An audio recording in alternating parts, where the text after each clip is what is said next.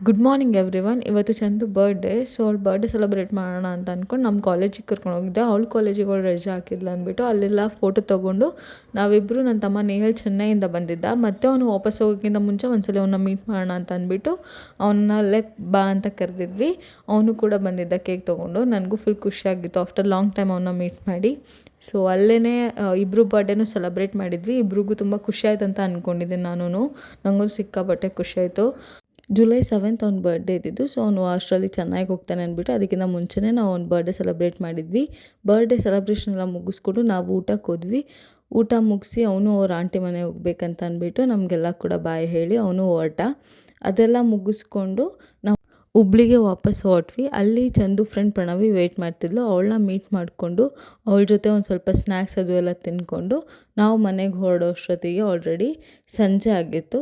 Night ಊಟ ಮುಗಿಸಿ ಮಲ್ಕೊಂಡ್ವಿ. ಇದಾಗಿತ್ತು ಈ ವಿಡಿಯೋ. Thank you.